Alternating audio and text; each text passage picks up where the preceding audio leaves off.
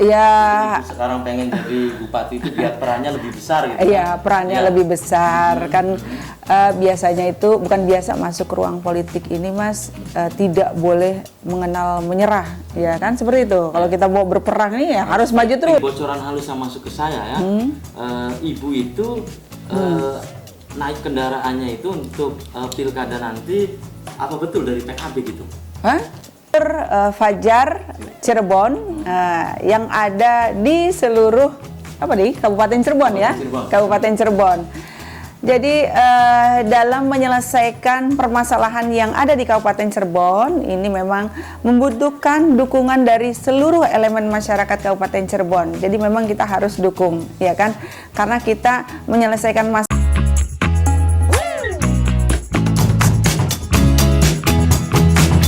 Assalamualaikum warahmatullahi wabarakatuh. Senang sekali saya Afif Rifai hadir kembali di hadapan Anda di podcast Fajar Cirebon TV. Dan kesempatan kali ini sedulur Fajar Cirebon, tamu yang sangat istimewa, yaitu orang nomor 2 di Kabupaten Cirebon. Di sebelah saya nanti Ibu,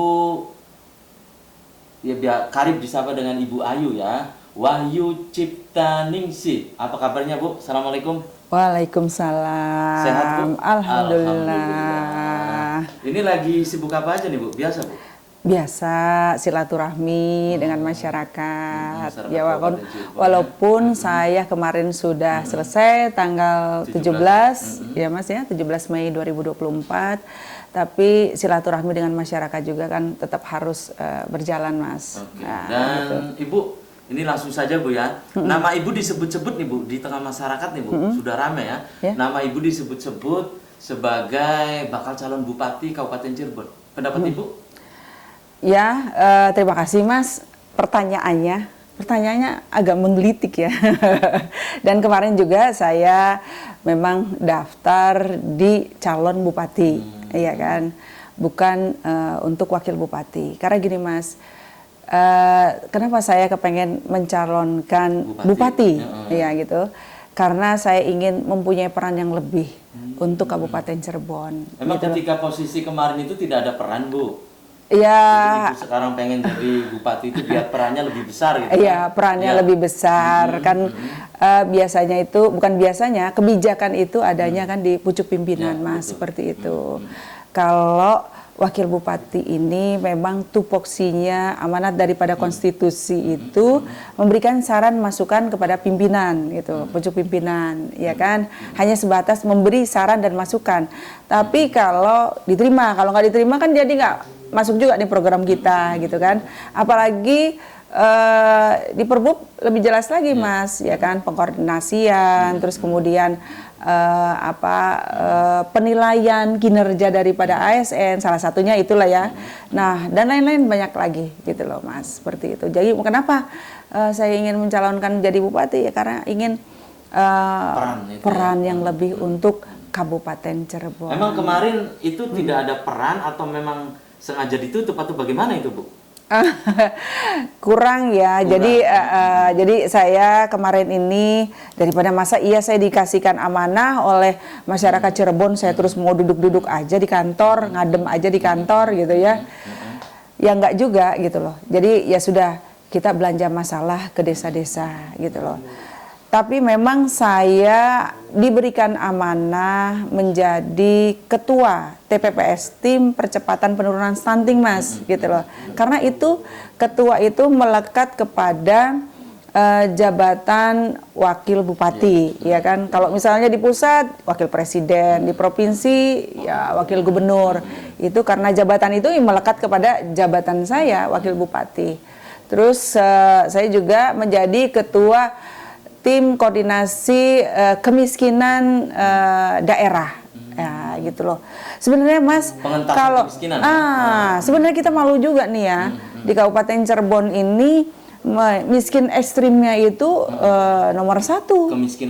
Kemiskinan ekstrimnya itu nomor 1 se-Jawa Barat dari 27 kabupaten kota. Oke, dan tentunya ketika Ibu jadi bupati kan kalau dokter itu kan ada diagnosa gitu Bu. Nah, Ya, benar. intinya kan begitu ya Bu ya. Iya. Bu Ayu. Jadi sesungguhnya ini ada keterkaitan antara ngurusin percepatan penurunan stunting dengan kemiskinan, gitu loh, ya seperti itu. Jadi boleh saya informasikan bahwa kemiskinan yang ada di Kabupaten Cirebon ini ada 14.014 anak yang terkena stunting, ya kan? Masih banyak gitu ya? Ya masih banyak Mas. Nah, seperti itu. Tahun 2022. Nah, kemudian turun ya setelah kita evaluasi, terus kemudian intervensi dengan berbagai program, turun menjadi 13.353 turun. Walaupun ya penurunannya hanya 1%, tapi ini semua berkat kerja keras kita lah, semua dengan teman-teman ya. Seperti Ini itu. dari bocoran halus yang masuk ke saya ya. Ibu itu naik kendaraannya itu untuk pilkada nanti, apa betul dari PKB gitu? Hah? Apa betul dari PKB? Enggak juga. Biasalah Mas, kalau sudah mendekatin pilkada ya seperti itu ya. Ya biasalah isu-isu kayak gitulah, isu-isu politik seperti itu. Tapi Dan sudah hal yang ada biasa. partai-partai yang mendekat ke Ibu? Kalau kita komunikasi ya semuanya dengan partai-partai lain, karena memang kita ditugasi oleh Partai PDI Perjuangan untuk berkomunikasi dengan partai-partai yang lainnya gitu loh. Dan saya dengar juga Ibu ini akan masuk ke Gerindra juga lewat kendaraannya Gerindra gitu Bu. Kenapa? Gerindra Ya, lewat Gerindra. ya itu dinamis, yang namanya politik kan dinamis Mas gitu loh. Iya kan seperti itu. Oke. Jadi tapi yang jelas dari partai politik di Kabupaten Cirebon sudah ada ya 1, 2, 3 partai yang sudah ke Ibu Ayu itu kan? Enggak gini Mas. Kita ini jabatan kemarin nih ya untuk jabatan S1, E2 ini untuk pilkada ini ya termasuk jabatan politis artinya. Kalau yang namanya kita sudah masuk ke ruang politik ini Mas, tidak boleh mengenal menyerah, ya kan seperti itu. Kalau kita mau berperang ini ya harus maju terus, fighting spirit ya. Jadi memang saya rasa bukan saya saja, tapi semua politisi dia akan mempunyai beberapa plan gitu loh. Plan 1, plan 2, plan 3, ya, seperti itu. Pasti, Semuanya ya. bukan saya saja, pasti semua seperti itu gitu. Ya, dan calon wakil dari Ibu ini dari timur apa betul Bu? Itu nanti ya kita bicara untuk wakil terlalu dini barangkali gitu ya seperti itu. Tapi ini ada suara dari masyarakat ya keinginannya kalau bisa wakil dari timur agar masyarakat di wilayah timur juga mempunyai keterwakilan yang bisa duduk di eksekutif seperti itu. Iya. Oke, dan dari lalu lalang figur-figur yang ada nih Bu ya, Ibu menginginkan birokrat, pengusaha, atau politisi? Sebenarnya kalau untuk wakil yang nantinya akan mendampingi saya ya harus mempunyai kapasitas, ya kan, kapabilitas, kemudian Isi juga isi tas ya, elektabilitas ya seperti itu. Ya. Karena kan semuanya ini kan kita bergerak ya Mas ya. Kalau politik ini kan semuanya ya ada anggarannya gitu ya kan. Dibutuhkan logistik kayak pemasangan nanti baleho kan seperti itu, spanduk kan itu semuanya kan kita harus ada ini kan anggarannya seperti itu. Terus kemudian nanti juga ada tahapan kampanye. 3 tahapan kampanye itu ya semuanya kita mengerahkan masyarakat itu kan ya memang harus pakai itu kan Mas. Oke, Ya, gitu. dan Ibu Ayu nih memandang Kabupaten Cirebon ya dari Susukan hingga Pabedilan kan? Ya. Iya kan? Dari Beber sampai ke Petakan ya.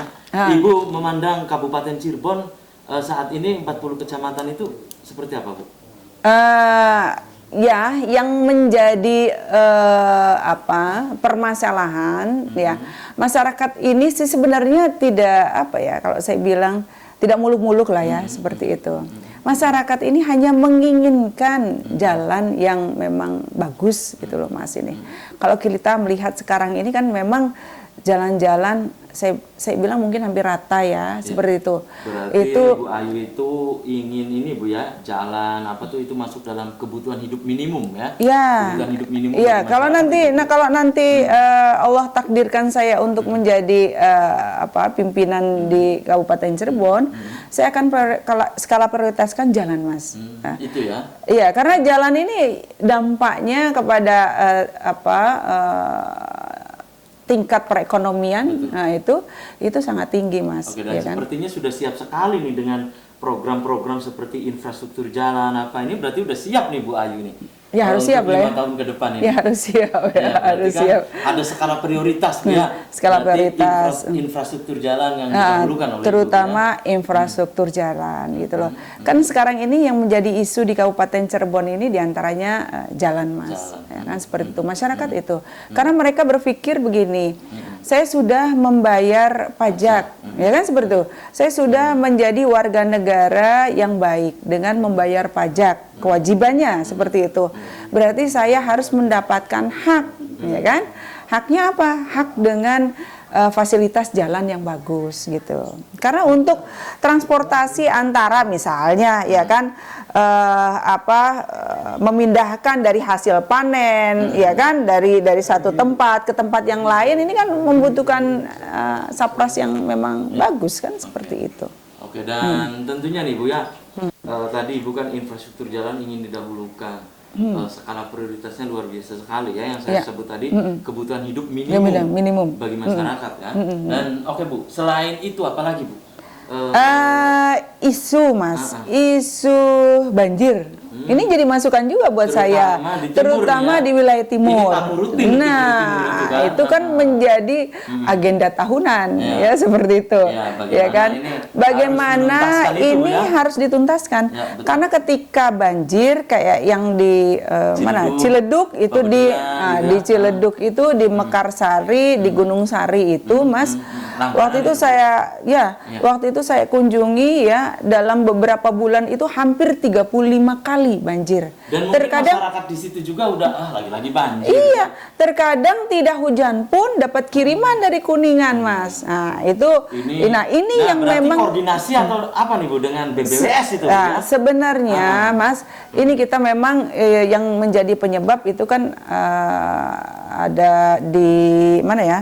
Di apa tuh di situ ya saya Cisanggarung ya Cisanggarung ya seperti itu menjadi penyebab dan kewenangan itu menjadi kewenangan BBWS ya terus kemudian juga dengan pemerintah Kabupaten Kuningan yang tadi saya bilang itu, tidak hujan banjir kan seperti itu jadi memang kayak harus ada dapat kiriman dari dapat kiriman kalau dapat kiriman transparansi enak ya Mas ya banjir nah ini kiriman banjir kan seperti itu jadi memang harus ada pengkoordinasian antara pusat BWS pemerintah Kabupaten Kuningan begitupun pemerintah desa ya kan sesuai dengan kewenangannya mereka masing-masing barangkali seperti itu karena masyarakat ketika saya kunjungi di sana Bu kita ini tidak menginginkan bantuan misalnya Indomie makanan apa segala macam carikan solusinya gitu loh mereka sudah jenuh itu ya. Apalagi dengan ke situ pejabat cuma numpang selfie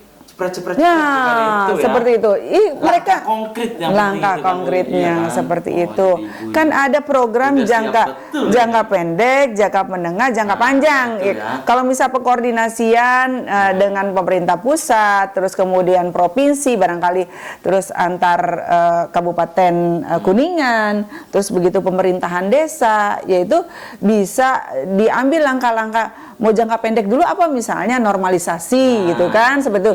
Jangka panjangnya yaitu koordinasinya ya kan sesuai dengan kewenangannya kan seperti itu. Makanya kenapa di sana stuntingnya tinggi gitu Mas ya kan karena memang selalu banjir sanitasinya buruk ya kan seperti itu Nah, itu yang jadi permasalahan, Mas. Jadi infrastruktur jalan, isu banjir, Isu banjir, isu sampah. sampah juga, Nah, isu sampah, Iya. iya kan? Sampah ini kita sudah punya TPA di Kubang Delek, tapi masih ada aja sampah yang memang di bahu-bahu jalan berserakan. Nah, ini kan seperti itu, Mas. Nah, itu kan memang harus dicarikan solusinya dengan pemerintahan desa, ya kan, dinas Pemdesnya, dengan Pak Kuwunya, dengan masyarakatnya merubah mindset, kan itu harus mengedukasi. Semuanya ini kita punya program ini memang harus ada dukungan dari semua elemen masyarakat, tidak hanya pemerintah daerah saja. Ya kan? Gitu, Bu, ya? Seluruhnya, Pemerintah semuanya. desa, kecamatan. Nah, edukasinya, ya kan, dengan pentaheliknya lah ya. Pentahelik ini diantaranya dengan akademisi, ya kan. Begitupun stunting, Mas. Stunting, ya kan. Kemudian masalah kemiskinan. Ini saya ambil contoh. Masalah stunting ini tidak hanya menjadi tugas daripada dinas kesehatan saja atau dinas KB saja. Ya kan, stunting, ya kan. Kalau dinas DPPKB-nya misalnya pencegahannya, terus kemudian kalau dinas kesehatannya itu adalah pengobatannya, intervensi pengobatannya, tidak hanya dua ini, tapi ke multisektor semuanya. Tadi saya bilang ada berkaitan dengan kemiskinan, ya kan, seperti itu. Karena apa? Kalau kita harus menyelesaikan masalah stunting ini harus dari hulu, Mas. Pemerintah daerah sudah memprogramkan dengan memberikan TTD, tablet tambah darah, kepada anak-anak remaja, khususnya anak remaja putri ya. Itu dari mulai SMP dan SMA sudah kita berikan, gitu loh. Nah, ini yang memang dari tugas dinas pendidikan, ya kan, dengan sekolah-sekolah, kepala sekolah, ya kan, seperti itu. Harus kita gini, karena Mas, kita sudah support obatnya dari dinas kesehatan. Tapi kalau misalnya di dinas pendidikan tidak jalan, obat ini nggak akan sampai sama anak, gitu loh.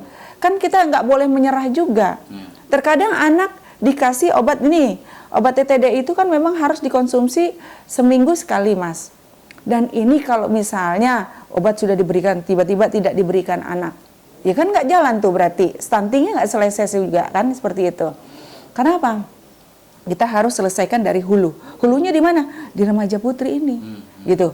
Terkadang ada anak yang tidak bisa minum obat pakai air, iya kan? Seperti itu. Isu itu banjir, sampah, terus IPM kita juga kan berarti pendidikan, pelayanan kesehatan, ya kan?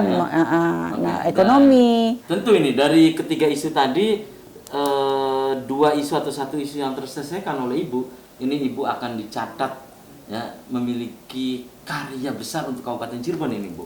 Ya, dari ketiga itu ya, sampah, banjir, persoalan itu, terus satu laginya tadi itu Ibu tadi sebutkan ya, IPM. sampah, banjir, IPM. Ini luar biasa nih, Bu. Ada Ibu nanti akan meninggalkan jejak ya di Kabupaten Cirebon itu kan, karena orang kalau sudah selesai kan dicatat itu jejaknya, Bu. Iya kan? Nah, Ibu nanti luar biasa sekali nih, Bu.